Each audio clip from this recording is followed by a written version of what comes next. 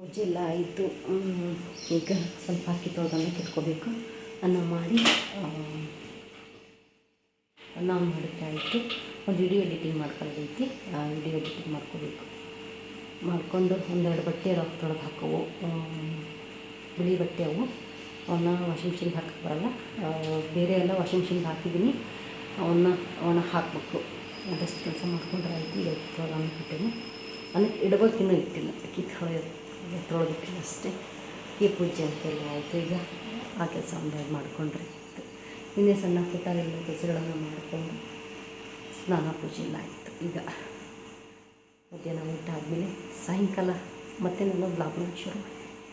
ಅಲ್ಲಿ ಮಠ ಕಾಯ್ತಾಯಿದೆ. ಓಕೆ ನೋಡಿರಿ, ಸಾಯಂಕಾಲ ಮಳೆ ಬರಕತ್ತಿತ್ತಲ್ಲ, ಮಂಡಕ್ಕಿ ಮಾಡಿ ವಡೆ ಮಾಡಿದೆ. ಆದರೆ ತೋರಿಸ್ತೀನಿ ಅಂತ ಹೇಳಿದ್ದೆ ನಾನು. ಆಮೇಲೆ ವಿಡಿಯೋ ಮಾಡಲೇ ಇಲ್ಲ, ಮರೆತುಬಿಟ್ಟೆ. ಹಾಗಾಗಿ ನೆಕ್ಸ್ಟ್ ಮತ್ತೆ ಯಾವಾಗಾದರೂ ಮಾಡಿದರೆ ನಾನು ಶೇರ್ ಮಾಡ್ಕೊತೀನಿ. ಹಲೋ ಫ್ರೆಂಡ್ಸ್, ಗುಡ್ ಮಾರ್ನಿಂಗ್ ಎಲ್ರಿಗೂ. ಇವತ್ತು ಶುಕ್ರವಾರ. ಈಗ ನಾನು ಬ್ಲಾಗ್ನ ಈಗ ಸ್ಟಾರ್ಟ್ ಮಾಡೀನಿ. ಇವತ್ತು ಶುಕ್ರವಾರ ಎಲ್ಲ ಪೂಜೆ ಆಗೈತಿ. ಶುಕ್ರವಾರದ ಪೂಜೆ ಆಗಿರೋದನ್ನು ಇಲ್ಲಿ ನೋಡಿ ಬನ್ನಿ. ಇವತ್ತು ತಿಂಡಿ ನೀರು ದೋಸೆ ಹಾಕಿದ್ದೀನಿ. ನೀರು ದೋಸೆ ಹಾಗೆ ಇಲ್ಲಿ ಚಟ್ನಿ ಕೂಡ ರೆಡಿ ಆಗೈತಿ. ಅದೇ ಕೊಬ್ಬರಿ ಚಟ್ನಿ ಗಟ್ಟಿಯಾಗಿತ್ತು ಅಂತ ಕೊಬ್ಬರಿ ಚಟ್ನಿ. ಅಲ್ಲಿ ದೋಸೆನ ತಿರುಗಿ ಹಾಕೋಣ.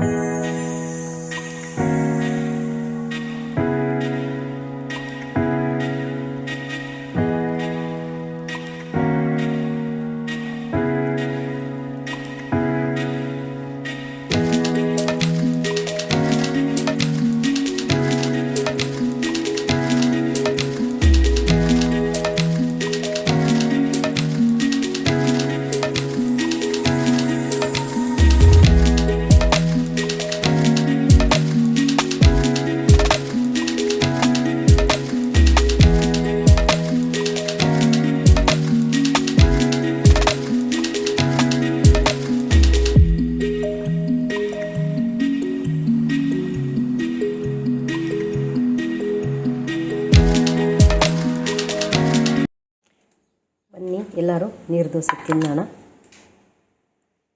ಇವತ್ತು ತಿಂಡಿ ನೀರು ದೋಸೆ. ಓಕೆ, ಬೆಳಗ್ಗೆ ತಿಂಡಿ ಆದಮೇಲೆ ನಾನು ಮತ್ತೆ ವ್ಲಾಗ್ನ ಮಾಡಲಿಲ್ಲ.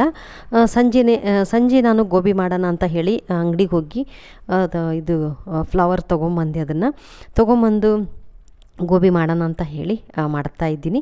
ಇದು ಹೆಂಗೆ ಬರುತ್ತೋ ಏನು ಅಂತಂದು ನಾನು, ಯಾಕಂದರೆ ಮನೆಯಲ್ಲಿರುವಂಥ ಕೆಲವೊಂದು ಇಂಗ್ರೀಡಿಯೆಂಟ್ಸ್ನ ಬಳಸಿ ನಾನು ಮಾಡಿದ್ದೆ.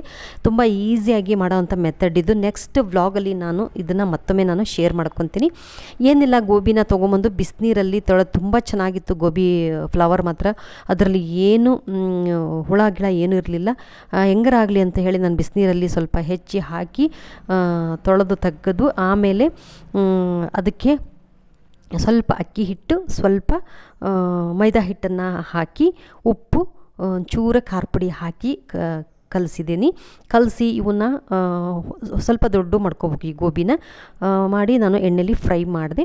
ಎಣ್ಣೆಲಿ ಫ್ರೈ ಮಾಡಿ ತೆಗೆದು ಆಮೇಲೆ ಒಂದು ಈರುಳ್ಳಿ ಬೆಳ್ಳುಳ್ಳಿನ ಜಜ್ಜಿ ಒಗ್ಗರಣೆಗೆ ಹಾಕ್ಕೊಂಡು ಅದರಲ್ಲಿ ಸೋಯಾ ಸಾಸು ಮತ್ತು ಟೊಮೆಟೊ ಸಾಸನ್ನು ಹಾಕಿ ಈ ಕರೆದಿರುವಂಥ ಗೋಬಿನ ಹಾಕಿ ಚೆನ್ನಾಗಿ ಕಲಸಿದೆ ಅಷ್ಟೇ. ಅದೇನಾಗಿದೆ ಅಂದರೆ ಲಾಸ್ಟಿನ ಕ್ಲಿಪ್ಪಿಂಗು ಮಿಸ್ ಆಗಿಬಿಟ್ಟತಿ. ನೆಕ್ಸ್ಟ್ ನಾನು ಈ ಗೋಬಿ ಮಾಡೋದನ್ನು ಈಸಿಯಾಗಿ ಮನೆಯಲ್ಲೇ ಈಸಿಯಾಗಿ ಹೇಗೆ ಮಾಡ್ಕೋಬೋದು ಅನ್ನೋದನ್ನು ನಾನು ಶೇರ್ ಮಾಡ್ಕೊತೀನಿ ನೋಡ್ರಿ. ಅದಕ್ಕೆ ಅಂತ ಇದು ಒಗ್ಗರಣೆ ಮಾಡಿಟ್ಕೊಂಡಿದ್ದೆ.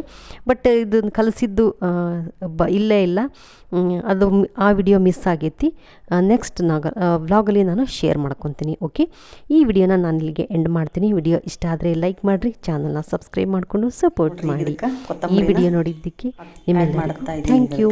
ನೆಕ್ಸ್ಟ್ ವ್ಲಾಗಲ್ಲಿ ಖಂಡಿತ ನಾನು ಮುಂದೆ ಬರೋ ವಿಡಿಯೋಗಳಲ್ಲಿ ಶೇರ್ ಮಾಡ್ಕೊತೀನಿ.